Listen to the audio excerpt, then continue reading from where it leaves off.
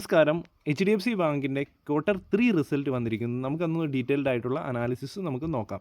ഈ ഒരു ടേബിളിൽ കംപ്ലീറ്റ് ആയിട്ടുള്ള ഡേറ്റ കോഡിയിലാണ് സൂചിപ്പിച്ചിരിക്കുന്നത്. അപ്പോൾ നമുക്ക് ആദ്യം തന്നെ നമുക്ക് നോക്കാം ടോട്ടൽ ഇൻകത്തിൽ എന്താണ് വന്നിരിക്കുന്നത്. 90,005 കോടി രൂപയാണ് ഈ ഒരു ക്വാർട്ടറിൽ നമുക്ക് ഇൻകമായിട്ട് HDFC ബാങ്ക് ജനറേറ്റ് ചെയ്തിരിക്കുന്നത്.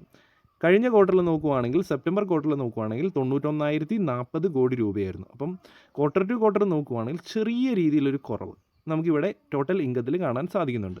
ബട്ട് ഇയർ ഓൺ ഇയർ നോക്കുന്ന സമയത്ത് നമുക്ക് 87,460 കോടി രൂപയായിരുന്നു കഴിഞ്ഞ വർഷത്തിലെ ഡിസംബർ ക്വാർട്ടറിൽ ജനറേറ്റ് ചെയ്തിരുന്നത്. അപ്പം ഇയർ ഓൺ ഇയർ നോക്കുവാണെങ്കിൽ നമുക്ക് ഒരു പോസിറ്റീവായിട്ടുള്ള ഒരു ടോട്ടൽ ഇൻകം നമുക്കിവിടെ കാണാൻ സാധിക്കുന്നുണ്ട്. ബട്ട് ക്വാർട്ടർ ടു ക്വാർട്ടർ നമുക്കൊരു ഫ്ലാറ്റായിട്ട് നമുക്ക് കാണാൻ സാധിക്കുന്നുണ്ട്. അതുപോലെ തന്നെ നമുക്ക് ഇൻകത്തിൻ്റെ അത് ഇമ്പോർട്ടൻ്റ് ആയിട്ടുള്ളൊരു പാരാമീറ്ററാണ് ഇൻട്രസ്റ്റ് ഉണ്ട്. അതിൻ്റെ അത് നമുക്ക് കാണാൻ സാധിക്കുന്നു 76,751 കോടി രൂപ ഈ വർഷവും ഈ ഒരു ക്വാർട്ടറിലും കഴിഞ്ഞ ക്വാർട്ടറിൽ 76,690 ഫ്ലാറ്റാണ്, തമ്മിൽ വലിയ ഡിഫറൻസ് ഇല്ല.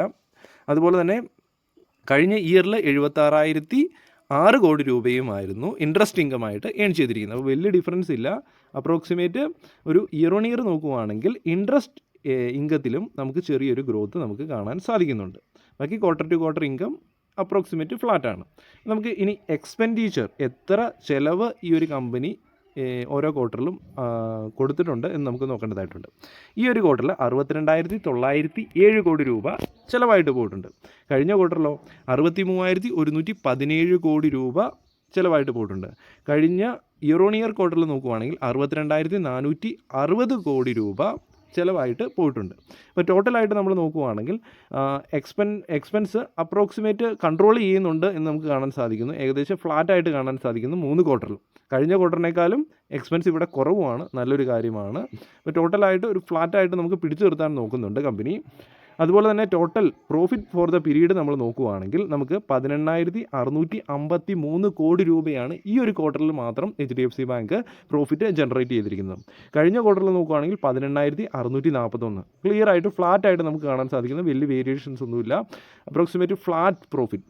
കഴിഞ്ഞ നമുക്ക് ഇയർ ഓൺ ഇയർ നോക്കുവാണെങ്കിൽ 16,735 കോടി. അപ്പോൾ 16,735 നിന്ന് 18,600 വന്നു. ഏകദേശം ഒരു 2,000 കോടി രൂപ ഈ ഒരു ക്വാർട്ടറിൽ നമുക്ക് കൂടുതലായിട്ട് പ്രോഫിറ്റ് അച്ചീവ് ചെയ്യാൻ വേണ്ടി HDFCക്ക് സാധിച്ചിട്ടുണ്ട്. ഇയർ ഓൺ ഇയർ ക്വാർട്ടർ നോക്കുവാണെങ്കിൽ നല്ലൊരു കാര്യമാണ്, പോസിറ്റീവായിട്ടുള്ള കാര്യമാണ്. വളരെ വലിയൊരു ഗ്രോത്ത് ഒന്നും നമുക്ക് പറയാൻ സാധിക്കത്തില്ല, എങ്കിലും റിസൾട്ട് ഒരു നോർമലായിട്ടുള്ള ഒരു നമ്പറാണ് നമുക്കിവിടെ ഈ ഒരു ഡേറ്റയിൽ കാണാൻ സാധിക്കുന്നത്. ഇനി നമുക്ക് ഏണിങ്സ് പെർ ഷെയറിലേക്ക് വരുന്ന സമയത്ത് 12.13 ഈ ഒരു ക്വാർട്ടറിൽ കഴിഞ്ഞ ക്വാർട്ടറിൽ 12.14, കഴിഞ്ഞ ഇയർ ഓൺ ഇയറിൽ 10.95.